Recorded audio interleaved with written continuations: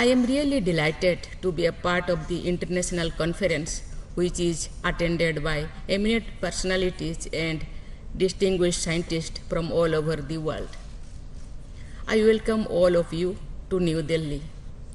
It gives me great satisfaction to inaugurate this conference, which focuses on bridging the gap between research and impact in order to achieve resilient, equitable, and just agri-food systems. Ladies and gentlemen, as I understand, the theme for this conference, from research to impact towards just and resilient agri-food systems, is quite profound. The evolution of human beings from hunting primates to food cultivators sums up a fascinating cultivational journey. The irony is that as we enter the modern age, we are still grappling with the challenges of attaining just and resilient agri-food systems. Each word in this theme is not only desirable, novel, and ambitious, but also showcases the need of the hour. A society, irrespective of its prosperity, will cease to exist if it is devoid of justice. Any system of thought, any institution, or any arrangement will be untenable if it is unjust. But when it comes to gender justice, agriculture, which is known as the oldest science, is found wanting even in the modern times.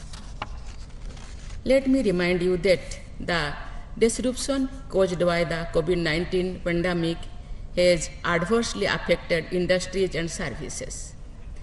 In these trying circumstances, agriculture gives hope. Humanity cannot survive without food grains. However, the pandemic has also brought to the fore a strong correlation between the agri-food systems and structural inequality in society. As compared to men, women suffered more jobless loss in the pandemic years that triggered migrations. At the global level, we have seen that women have been kept outside the agri-food systems for long.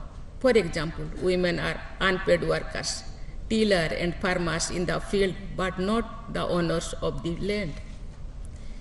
They form the bulk of the lowest pyramid of the agriculture structure, but they are denied the opportunity to climb the ladder to assume the role of decision makers. Women sow, grow, harvest, process, and market our food. They are indispensable in making every grain reach from farm to plate. But still, across the world, they are held back and stopped by discriminatory social norms and barrier to knowledge, ownership, assets, resources, and social networks. Their contribution is not recognized, their role is marginalized, and their agency is denied in the whole chain of the agri-food systems. This story needs to change. In India, we have been witnessing those changes, with women getting more empowered through legislative and governmental interventions. There are many stories of women turning into successful entrepreneurs in this sector.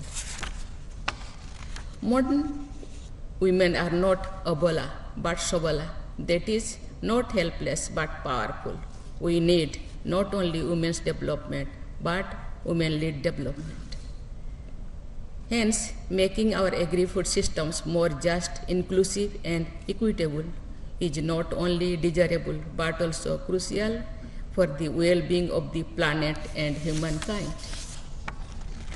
I am elated to know that the Gender Impact Platform in the consultative group of international agriculture research is working on putting equality and inclusion at the heart of food system research by focusing on women not as the objects of transformation but as the agents and drivers of the transformation. I extend my congratulations as well as well-best wishes to the CGIAR, ICAR, which together are addressing the important issues of gender and social inclusion in the agri-food systems. Ladies and gentlemen, this crisis of COVID-19 conflict and climate change have aggravated the challenges and problems faced by the agri-food systems. Climate change is an existential threat. The clock is ticking and we need to act now, act fast and act swiftly. On one hand, climate change, global warming, melting ice caps and extinction of species are disrupting the food production. On the other hand, the agri-food cycle is not sustainable and eco-friendly. It is hindering climate action and causing an increase in greenhouse gases. Hence, our agri-food systems are stuck in a vicious cycle. We need to break this chakravyuh. At the same time, we need to increase biodiversity and restore ecosystems so that food and nutritional security can be assured through the agri-food systems along with a more prosperous and equitable future for all. Ladies and gentlemen, the Indian government has given the call for vocal for local. We need to adapt this in the agri-food systems too. We need to change our consumption patterns. We need to go local not only for the sake of our health but for the health of the planet. We also need to diversify our diets to include a variety of food. We need to move away from the rice wheat system to end the hidden hunger. In this context, we can all remember the global conference on millets, also called Sri Anna, which was held in this very auditorium in March this year. After persisting efforts by India, the year 2023 was declared the International Year of Millets by the United Nations. While the pandemic showed the fundamental strength of agriculture, it also exposed the sector's worst vulnerability.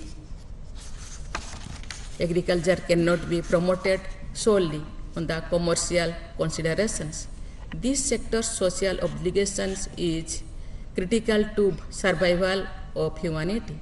Similarly, the ongoing conflicts in some parts of the world have impeded the upstream and downstream processes of the agri-food systems, whether it be the availability and the price of key intermediate inputs or the supply or marketing of the output.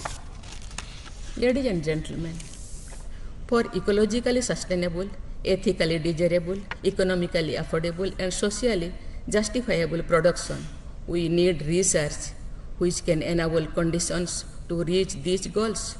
We need a systematic understanding of how to transform the agri-food systems, and I hope that this conference and this esteemed community will take all the measures and steps to achieve these milestones.